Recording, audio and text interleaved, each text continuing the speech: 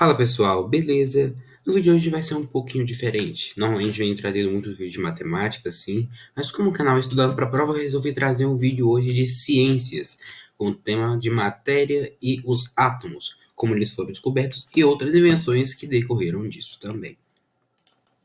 A história da constituição da matéria. Existem várias e várias maneiras de explicar os eventos naturais que acontecem. Algumas são baseadas na religião, como por exemplo a Bíblia, outras em teorias e experimentos científicos. A primeira tentativa foi no século V a.C., na Grécia, em que o filósofo Empédocles imaginava que toda a matéria era formada pelos quatro elementos primordiais: a água, a terra, o fogo e o ar. Vocês podem estar vendo aqui na imagem aqui, ó, esses elementos indicam os quatro elementos. Esse primeiro é o elemento do fogo, seguido vem o elemento da água, depois o elemento do ar e depois disso o da terra. Inclusive, tem uma coisa muito interessante que era a ordem, em si, entre aspas, deles, em que primeiramente vinha a terra por baixo, indicando, por exemplo, as nossas terras em si. Depois disso vinha a água, indicando os oceanos e os rios. Em cima vinha o ar, com o vento, o céu em si, e por cima de tudo o fogo, que indicavam que era o sol, como o sol em si mesmo, que nossa fonte de calor natural. Dessa ideologia também surgiram os alquimistas, que eram pessoas que acreditavam que, já que a combinação desses quatro elementos fazia os outros, como por exemplo o fogo e juntando com a água, virava a fumaça. Se juntasse o fogo com a terra, fazia a lava ou magma. Eles resolveram tentar descobrir quais elementos combinados formavam o ouro, que era para eles o metal mais precioso que tinha. Daí surgiram os alquimistas. Um tempo depois dessa ideologia do filósofo Empédocles, em torno de 400 a.C., os filósofos Leucipo e Demócrito elaboraram a filosofia atômica, em que a matéria ela era formada por pequenas partículas extremamente pequenas que eram os átomos.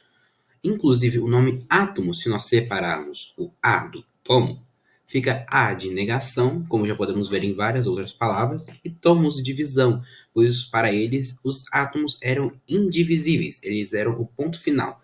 Se você pegasse, por exemplo, uma tábua de madeira e fosse partindo ela na metade infinitamente, uma hora ia parar, pois ia chegar nos átomos. Essa ideologia de que tudo era constituído por átomos revolucionou várias coisas daquela época, inclusive várias outras questões, que também os átomos, eles eram sempre os mesmos, sempre tinham os mesmos formatos assim, apenas em tamanhos e padrões diferentes para formar coisas diferentes.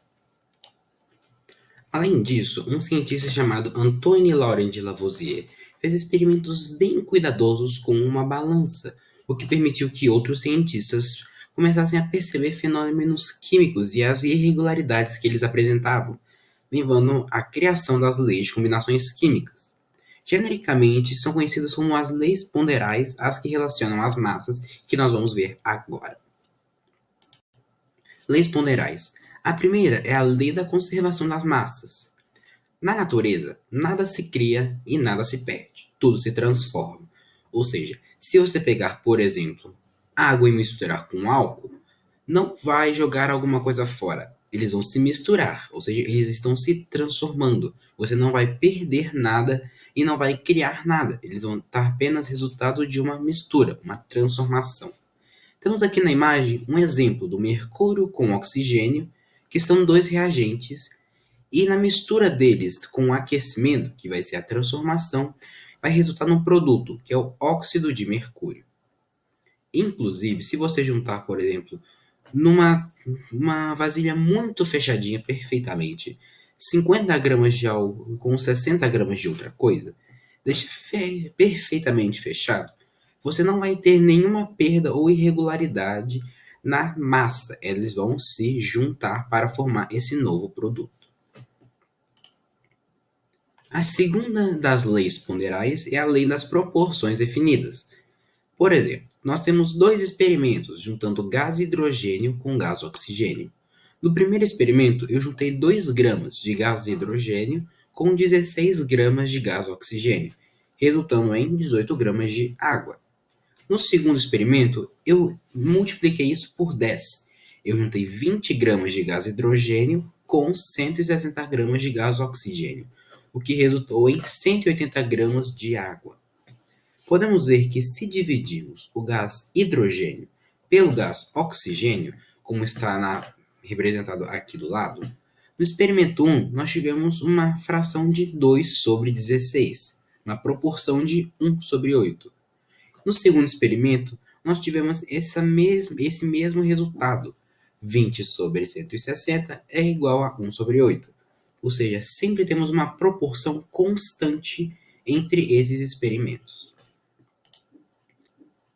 E é só isso por hoje, pessoal. Espero que vocês tenham gostado. No próximo vídeo, vamos trazer também esse conteúdo falando do primeiro modelo atômico e um pouquinho mais. Muito obrigado se você assistiu até aqui. Se gostou, deixe seu like e se inscreve para mais. Muito obrigado, valeu, falou e tchau.